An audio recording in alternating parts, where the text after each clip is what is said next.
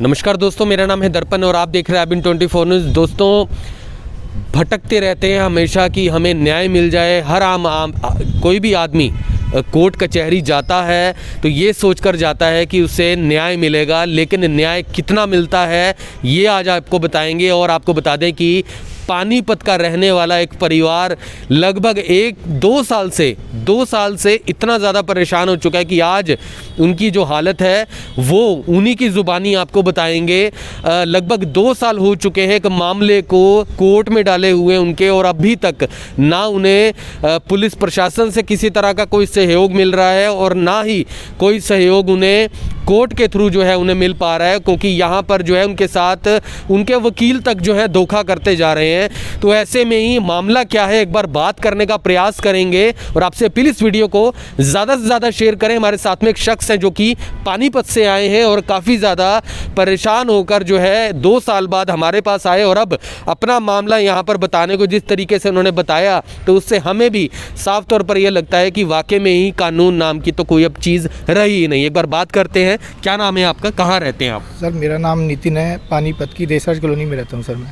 तो क्या पूरा मामला क्या है, क्या किस चीज़ को लेकर जो है आप जो है काफ़ी ज़्यादा परेशान है, एक बार दोबारा बताएंगे क्या है? सर हमारे साथ 3 मार्च 2020 को हमारे मम्मी पापा की सिल्वर जुबली थी सर, 25वीं सालगिरह, जिसकी हम अपने ताऊ जी को निमंत्रण देने जा रहे थे कि आज शाम को आना है घर पे। मौके पे गए तो सर ताऊ जी के साथ कोई झगड़ा पाया गया जिसमें पुलिस आई हुई थी मौके पे। पुलिस ने कहा कि आप 12 बजे आ जाना।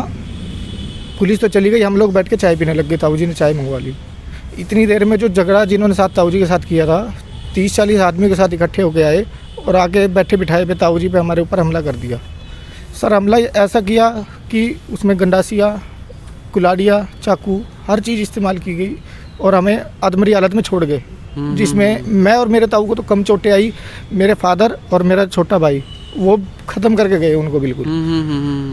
तो ये मामला क्या था? अचानक से जो है इतने बता रहे 30-40 लोग आए थे। 30-40 किस बात को लेकर उन्होंने हमला किया था उन पे? ये सर ऐसा हुआ था, ताऊ जी के साथ कोई 1 दिन या 2 दिन पहले की बात थी।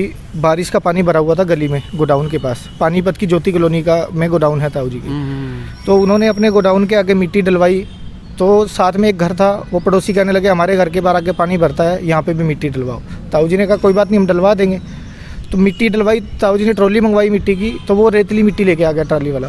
तो ताऊ जी ने बोला कि उन्होंने वो कहने लगे सामने वाली पार्टी कि हम मिट्टी नहीं डलवाएंगे, हम मलबा डलवाएंगे। ताऊ जी ने कहा कोई बात नहीं, आप मलबा डलवा लेना। उन्होंने उसी रातों रात खंबा गाड़ दिया एक सड़क में और बोल दिया कि तुम्हारे यहाँ से ट्रैक्टर ट्रॉली नहीं निकलने देंगे जब तक यहाँ पे मिट्टी नहीं डलती। अच्छा। और खंबे पे धमकी भरी बात लिखी कि जो इस खंबे को हटाएगा उसकी डैश काट दी जाएगी। ये मेरे पास बात किसने लिखी? ये उन सामने वाली पार्टी ने सर। कहाँ? खंबे के ऊपर लगा? खंबे के ऊपर लिखी है, जिसका मेरे पास अभी मैं दिखाता हूँ आपको। क्या लिखा था उसमें? जो इस खंबे को हटाएगा उसकी डैश काट दी जाएगी, मतलब एक गाली के वर्ड में। जी। तो उसमें सर मुझे जब उनका धमकी भरा अंदाज लगा तो मैंने कहा ताऊ जी पुलिस को तो हमें बुलाना पड़ेगा, ये लोग आदमी इकट्ठे कर रहे हैं, कुछ हमें अंदेशा ठीक नहीं लग रहा इनका। तो इतनी बात मेरे करते करते सर मैंने 100 नंबर पे फ़ोन मिलाया, जिसकी मेरे पास रिकॉर्डिंग भी है। 100 नंबर पे मैंने बताया कि सर ये ऐसे ऐसे हमारा झगड़ा हुआ है यहाँ पे और सामने वाली पार्टी ने बदमाश इकट्ठे कर रखे हैं। इतनी बात करते करते उनको एड्रेस बताते बताते सर हमारे ऊपर हमला हो जाता है और हमले में हमें अधमरा कर दिया जाता है। काफ़ी सारे लोग थे जिन्होंने हमला किया आप? लगभग 30 से 40 लोग थे सर। 30 से 40 लोग। दोस्तों आपको बता दें कि जिस तरीके से इन्होंने बताया है, अगर आपको अभी हम वो तस्वीरें दिखाना चाहें, हालांकि वो तस्वीरें आपको हम दिखा नहीं सकते हैं, लेकिन फिर भी हम प्रयास करेंगे कि कुछ ब्लर करके हम आपको ज़रूर दिखाएं। लेकिन अभी आपको बता दें उन तस्वीरों में इनके पिता, इनके छोटे भाई, उनके ऊपर इतने बुरे तरीके से हमला किया गया है। उनकी रिपोर्ट्स तक हमने देखी तो उसके अंदर इनके पिता का जबड़ा तक तोड़ दिया गया और सिर पर बड़ी इंजरी आई और उनके भाई का तो ऐसा बुरा हाल था कि कम से कम कि देखना भी जो है काफ़ी ज़्यादा बुरा हो गया। और यहाँ पर आपको सबसे पहले तस्वीर हम दिखा दें। ये तस्वीर किनकी है? ये भाई की है सर, गर्दन की। ये आप देख सकते हैं, ये इनके भाई की तस्वीर है गर्दन की, जिस पर स्टिचेस लगे हुए हैं। ये फिलहाल आप देख पा रहे होंगे कि किस तरीके से इसके ऊपर धारदार हथियार से गर्दन पे हमला किया गया पीछे की तरफ।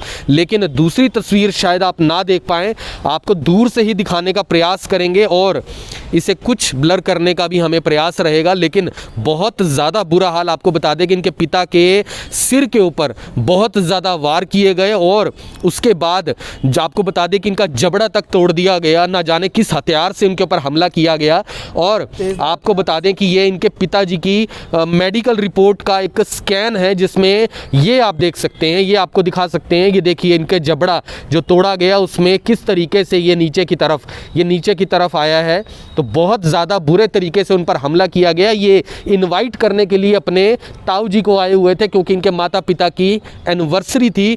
और इनके भाई की तस्वीर अगर आपको मैं दिखा दूं तो ये तस्वीर आपको मैं दिखाना चाहूँगा इनके भाई की। और काफ़ी ज़्यादा बुरा हाल इनके भाई का, खून से लथपथ जो है ये इनके भाई। और उसमें एक वीडियो भी आपको दिखाने का प्रयास करेंगे। जब इनके भाई को हॉस्पिटल लेकर गए तो उन्होंने जवाब दे दिया। तो इस तरीके से इन पर हमला किया गया। तो वो लोग हैं कौन, नाम क्या है उन लोगों का जिन्होंने ये सब किया? नाम सर उनका हर्ष है एक तो, और एक कालू था, और अविनाश था, सोनू था। मतलब लगभग 6-7 लोग थे सर, जो जिनके मैं जानता हूँ नाम। बाकी मुझे नहीं पता कौन कहाँ से बुलाए उन्होंने, क्या किया। हाँ। तो यहाँ पर आपको बता दें कि एक वीडियो भी इसके अंदर है।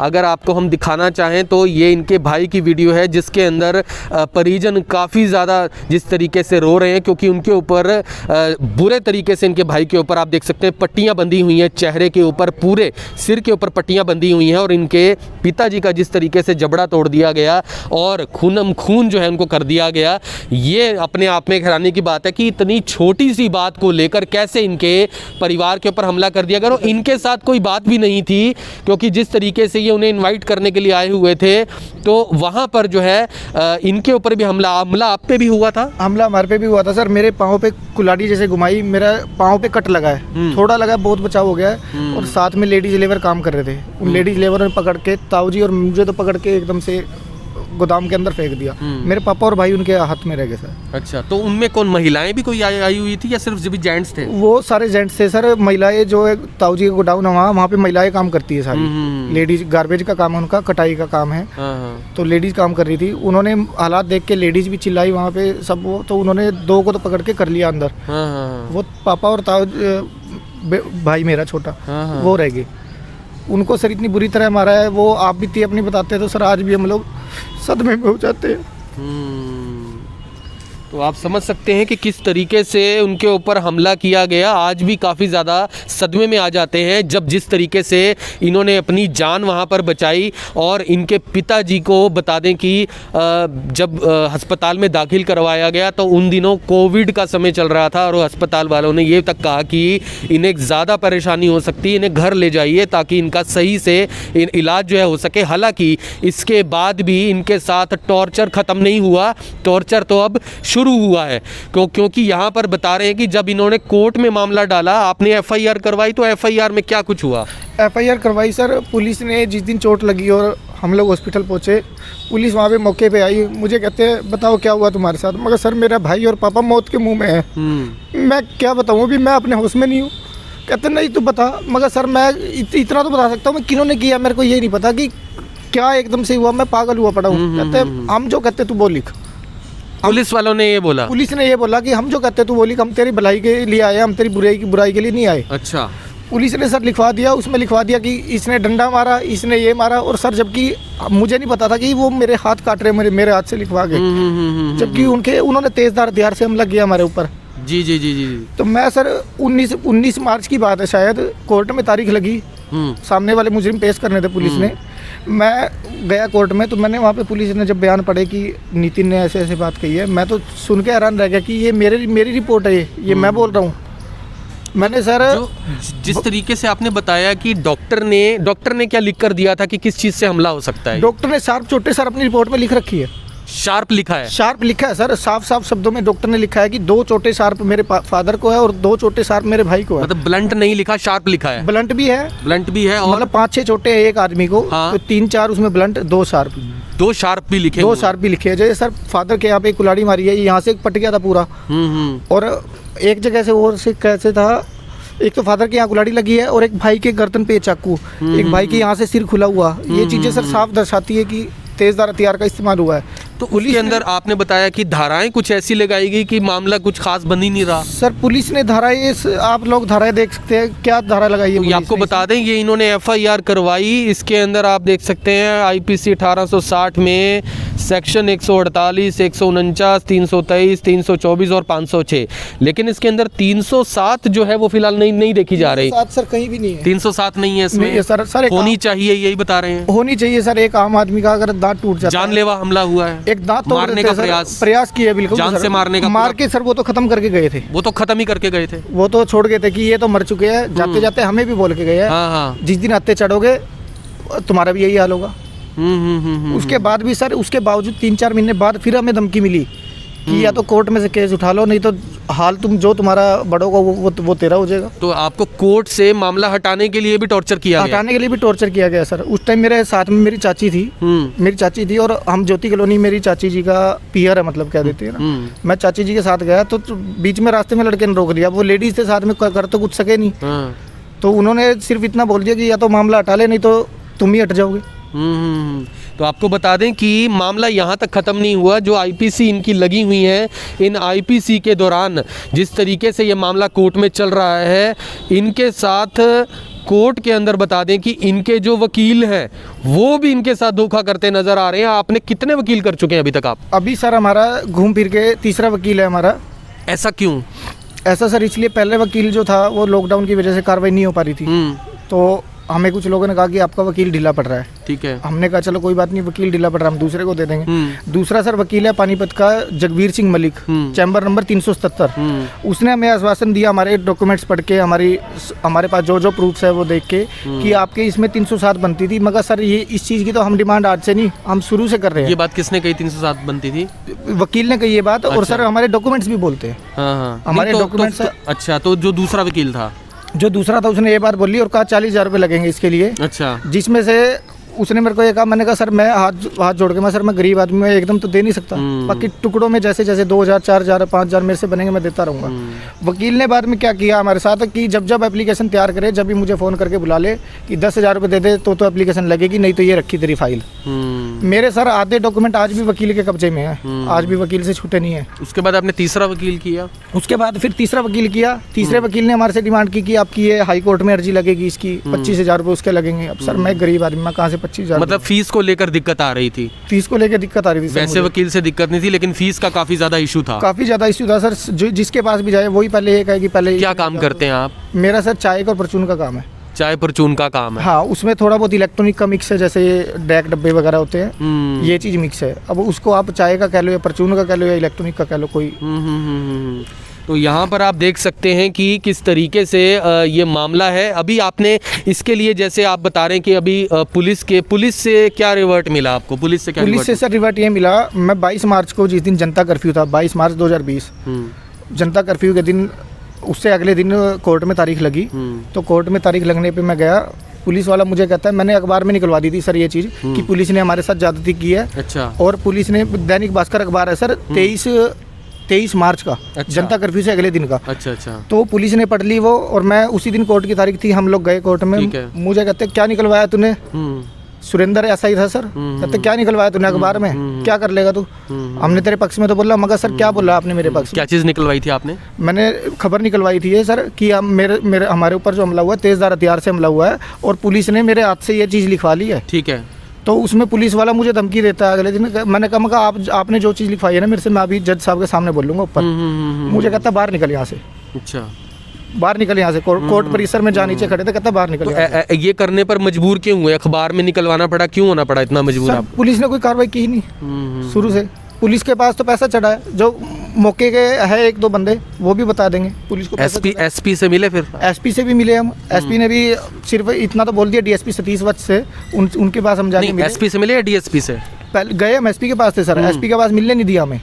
वही एसपी से मिलने नहीं दिया? मिलने नहीं दिया एसपी से। अच्छा। कहते हैं डीएसपी साहब बैठे हो। तो एसपी कौन है आपके वहाँ पे? एसपी अभी तत्काल के तो शशांक कुमार सावन है। उस टाइम के सर मुझे याद नहीं। जी। तो उस टाइम मिलने नहीं दिया, फिर कौन मिले आपको वहाँ पे? डीएसपी मिले हम, सतीश कुमार वत्स जी से मिले। हाँ। तो डीएसपी साहब ने हमारे सामने फ़ोन किया थाने में कि उनको जल्दी से जल्दी पकड़ो। सर ये हमारे साथ वारदात होने के 20 दिन तक भी वो गिरफ्त में नहीं थे बंदे। बाहर ही घूम रहे थे? बाहर ही घूम रहे थे, आज भी वो बाहर घूम रहे हैं, क्योंकि आज भी बाहर ही हैं? आज भी पुलिस ने धाराएं छोटी लगाई है नहीं सर, तो सामान्य धाराओं में आज भी बाहर ही है वो। तो उस टाइम बाद में अरेस्ट वगैरह हुए थे वो लोग कि नहीं? वो अरेस्ट हुए, साथ के साथ जमानत होगी। जमानतें हो गई उनकी? तो अब जमानत होगी सर, क्योंकि अगर 307 लगती तो जमानत नहीं होती? तो जमानत नहीं होती सर, जमानत नहीं होती? नहीं होती, बिल्कुल नहीं। तो यहाँ पर आपको बता दें ये तस्वीरें आपको हमने पहले भी दिखाई हैं और इनका हाल इतना ज़्यादा बुरा है कि तस्वीरों में नहीं दिखा सकते, लेकिन इनके भाई खून से लथपथ हैं, ऊपर से लेकर नीचे तक कपड़े जो हैं वो खून से भीगे हुए हैं इनके, और जो इनके पिता का जबड़ा है वो तो टूट चुका है, वो आप देख सकते हैं। क्या उनके ऊपर 307 धारा नहीं लगनी चाहिए थी? ये वाकई में ही समझने वाला, सोचने वाला सवाल है कि इस तरीके से हमला किया गया। और इनके पिता की हालत इतनी ज़्यादा बुरी है क्योंकि डॉक्टर्स ने जवाब दे दिया था, लेकिन न जाने जो है शायद भगवान चाहता था कि उनके पिताजी फिलहाल जो है वो बच जाए, लेकिन काफ़ी ज़्यादा उन्हें दिक्कत जो है आई है। गृह मंत्रालय में मैंने एप्लीकेशन लगाई, हाँ, जहाँ से गृह मंत्रालय से उन्होंने IG Karnal range Bharti Arora ma'am थे उस टाइम के, हाँ। उनको रिपोर्ट सौंपी। आईजी मैम ने पानीपत के डीएसपी थे महिला थाना के, उनको सौंपा कि ये इसमें देखो। पुलिस ने उस पर लिपापोती करके दोबारा से कि हमारे ऑफिसर जो कह रहे हैं वो ठीक है, ये जो बंदे कह रहे हैं वो निराधार तो है। उसके ऊपर कोई दोबारा से इन्वेस्टिगेट नहीं किया? कोई इन्वेस्टिगेशन नहीं की गई सर। हमारी एक डिमांड थी गृह मंत्री महोदय से भी, और सबसे जहाँ जहाँ पे हमने एप्लीकेशन डाली है सर, हमारे जूते घिस चुके एप्लीकेशन डाल के। आप ये देख सकते हैं कि ये आपको आया था जब उन्होंने आगे इनको सबसे सर हम एक डिमांड करते हैं कि आप लोग कम से कम हमारी इंक्वायरी तो करवाओ, मेडिकल बोर्ड तो बिठवाओ हमारे लिए। लेकिन सर सारी रिपोर्टें तो इसमें हाँ, गवाह भी हैं इसके अंदर, जिस तरीके से मारपीट खून खराबा जो हुआ, मौके के गवाह है सर, सब कुछ है, सब कुछ है। कोर्ट में जब मेडिकल भी हो गए थे सब? मेडिकल है सर, हर मेडिकल में फ्रैक्चर ऐसे लिस्ट भरी पड़ी है सर, मेडिकल होगी। भाई का मेरा हाथ टूटा हुआ, पापा की पसली टूटी हुई है, जबड़ा टूटा हुआ है सर, जान से मारने से छोड़ा नहीं था उन्होंने। घर पर ही हैं वो अभी घर पे है, लेकिन हालत बस सर क्या बताए अब। मतलब 2 साल से घर पे ही हैं? घर पे आप ही कमा रहे हैं? मैं ही कमा रहा हूँ सर, मैं भी क्या कमा लूँगा। मैं भी आधे टाइम कोर्ट में पड़ा रहता हूँ, कभी कोर्ट जाना हो रहा, कभी थाने जाना हो रहा, कभी कहीं जाना हो रहा। इंसाफ के लिए भटक रहे हैं सर। अब तो सर मैं एक ही बात कहता हूँ, अगर हमें इंसाफ नहीं मिलता ना, हम तो पूरा परिवार ही आत्महत्या कर लेगा। अगर कोई कानून नाम की चीज़ ही नहीं है दुनिया में, तो क्यों आदमी कानून के पीछे भागेगा। पिताजी क्या नाम है आपके? सतपाल नाम है सर मेरे पिताजी का। भाई का नाम मेरे अमन है सर। तो आप समझ सकते हैं कि इनकी किस तरीके से, ये देखिए ये उन्होंने जो बनाकर भेजी थी आगे, ये सर गृह मंत्री डीएसपी के पास इंक्वायरी गई, उन्होंने तो हमें ये तक नहीं बताया कि हमने किया क्या आपकी उसमें इन्वेस्टिगेशन में। हमने फिर आरटीआई लगाई कि हमने जो एप्लीकेशन लगाई थी उसका क्या जवाब आया, तो ये आरटीआई का जवाब आया सर। ये आरटीआई का जवाब है कि उनको कहा गया था कि भी इन्वेस्टिगेशन के लिए पुलिस ने सर क्या किया, जिसमें 7 बंदों के नाम शामिल थे, 7 में से 4 बंदों को गिरफ्तार करके पुलिस ने कोर्ट में चालान पेश कर दिया। और 3 लोग बाहर थे। 3 लोगों का नाम ही नहीं डाला? 3 लोगों का नाम ही नहीं डाला। वो जब डीएसपी मैम ने इंक्वायरी निकलवाई तो उसमें 3 बंदों का और नाम सामने आया कि ये 3 भी थे इसमें। वो उन 3 में से सर एक अपराधी आज भी 302 की धारा में जेल में बंद है अब उनमें से। मतलब इस किस्म के लोग, पुलिस कोई कार्रवाई नहीं करती उन पे, तो आगे सर अपराध का तो हौसला बुलंद होगा। आप समझ सकते हैं परिवार किस तरीके से है। और ये देख लीजिए, ये यहाँ पर जो है आप देख सकते हैं कि पुलिस जो अधीक्षक हैं यानी कि पानीपत के, उनके लिए यहाँ पर जो है इन्वेस्टिगेशन करने के लिए ये भेजा गया था, डीएसपी के पास भेजा गया था। लेकिन अभी तक क्या कार्रवाई जो है वो की गई है, यहाँ पर आप देख सकते हैं। इंसाफ के लिए भटकता हुआ इंसान सुबह से शाम यही उम्मीद करता है कि कभी तो उसे इंसाफ मिलेगा, लेकिन 2 साल से लगातार ये भटक रहे हैं, ना इन्हें इंसाफ मिल रहा है, ना इन्हें कोई उम्मीद है। तभी हमारे पास चल के आए, हाथ जोड़कर इन्होंने निवेदन किया कि इनका भी कुछ बन जाए, क्योंकि यहाँ पर इनका ये कहना था कि अगर हमें इंसाफ भी नहीं मिल सकता हमारे साथ तो जो होना था वो हो गया, लेकिन उसके बाद भी कम से कम जो आत्मा है वो इंसान के अंदर से ज़रूर ये सोचती है कि मुझे इंसाफ मिल गया तो कहीं ना कहीं कुछ अच्छा तो हुआ। लेकिन यहाँ पर तो जिनके साथ जब खून खराबा हुआ, इतनी दहशत हुई, उसके बाद भी इंसाफ मिलने के लिए भी ये कोर्ट कचहरी में भटक रहे हैं। इतनी फीस भरने के पैसे तक इनके पास नहीं है, चाय का एक काम करते हैं, परचून का काम करते हैं। आखिर कैसे एक आम इंसान ये सोच ले कि ये कानून नाम की जो चीज़ है ये इनको कोई इंसाफ दिलवा देगी। शायद ये कानून सिर्फ अमीरों के लिए ही है, गरीब आदमी के लिए नहीं है। और अभी भी यही जो है फ़िलहाल उम्मीद लेकर ये हमारे पास आए, शायद इनका कुछ बन जाए। आप क्या आईजी हैं, उनसे मिलने का प्रयास करेंगे? आपने आईजी से आपने पहले तो आपने दरख्वास्त दी थी? पहले दरख्वास्त दी थी सर। मैं चाहता हूँ अगर मुझे आईजी मैडम या सर जो भी है सुन रहे हैं, गृह मंत्री महोदय सुन रहे हैं, हमारी सिर्फ रिपोर्टों पे कार्रवाई करा दे। अगर हम गलत हुए हम गुनहगार, कम से कम एक आदमी को उम्मीद तो जगाए। कि कोई आदमी कोई मांग कर रहा है, पागल तो हम भी नहीं है सर। घर से अपने काम छोड़ छोड़ के हम इंसाफ के लिए घूम रहे हैं। घर तक भी विज्ञान का जी जी जी जी। हमारा आप कौन है इनके? मामा जी हूँ। मामा है आप? तो इनका घर आप बता रहे हैं, घर बिक गया? घर भी बिक गया जी, गाड़ी जिनके पास वो बिक गई है। तो इलाज पे कितने पैसे लग गए थे आपके? इलाज पे लगभग सर 6 लाख रुपए के आसपास लगे हैं, जिसमें कुछ पर्चियाँ जो थी वो कच्चे की थी। हाँ, जो बाहर से दवाई आती थी वो उनका तो कोई बिल ही नहीं देता था। बिल कहते थे तो कहते थे बिल का तो बहुत महंगा पड़ जाएगा आपको। हमारे पास जो पक्के का है सर, हॉस्पिटल का अंदर का बिल है लगभग 4-4.5 लाख रुपए का हॉस्पिटल के बिल है मेरे पास। तो सर अगर हमें सामान्य छोटे हैं, जो पुलिस कहती है सामान्य छोटे, तो इतना पैसा क्यों लगा फिर? हमारा घर क्यों बिका सर? जी आप बता, घर तक बेचना पड़ गया, गाड़ी थी वो भी बेच दी थी, सब कुछ सर। अपना आपा भी बेचते हैं। हमारे तो घर के सदस्य थे, घर के सदस्य चले जाते, क्या रह जाता हमारे पास सर? जी जी जी जी। कोई हमारा अभी इतना मजबूत पैर नहीं है कि घर के बड़े चलो कह देते चले जाए तो बच्चे मौज में हैं। फिर भी हम तो सर गरीब आदमी, करने खाने वाले आदमी, ताज़ा कमाना है, ताज़ा खाना है। आप समझ सकते हैं, इस वीडियो को ज़्यादा से ज़्यादा शेयर ज़रूर करना बनता है ताकि बड़े अधिकारियों तक ये खबर जाए, मुख्यमंत्री तक जाए कि क्या हो रहा है हरियाणा के अंदर। क्योंकि हरियाणा को तो किस तरीके से जान कहा जाता है, लेकिन आप समझ सकते हैं कि वही आम इंसान, मजदूर इंसान सुबह से शाम मेहनत करता है और आज जब इंसाफ के लिए आप ही की कोर्ट कचहरियों में जाता है, आप ही के प्रशासन से मिलता है, तो उन्हें मिलने तक नहीं दिया जाता है एसपी साहब से।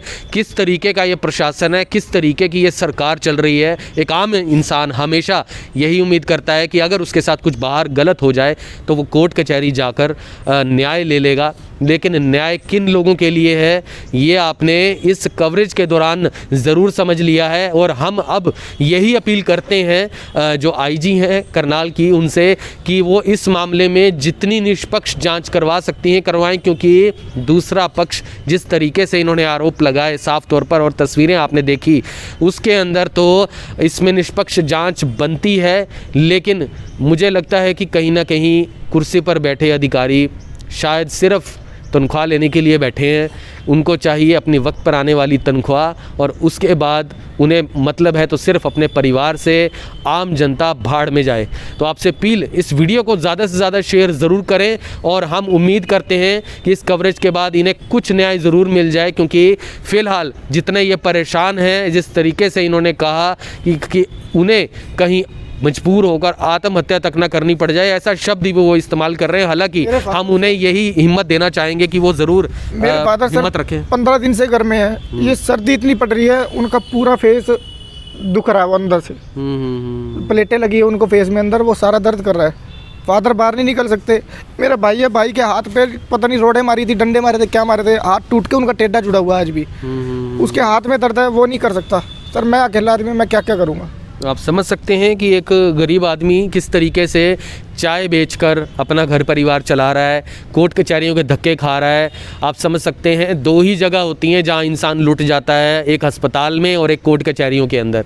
तो बात सिर्फ यही है कि आज के समय में न्याय लेने वाले भी सिर्फ पैसे वाले ही न्याय ले सकते हैं, आम इंसान सोच तक नहीं सकता है। लेकिन उम्मीद करते हैं इन्हें न्याय ज़रूर मिलेगा। तो आपसे प्लीज़ इस वीडियो को ज़्यादा से ज़्यादा शेयर ज़रूर करें और फिर से जुड़ेंगे IBN24 के ऊपर। तब तक के लिए जय हिंद। अब यहाँ तक आ ही गए हैं तो हमारे चैनल को सब्सक्राइब जरूर करें और नीचे दिए गए बेल आइकन को जरूर दबाएं ताकि हर खबर सबसे पहले पहुंचे आप तक।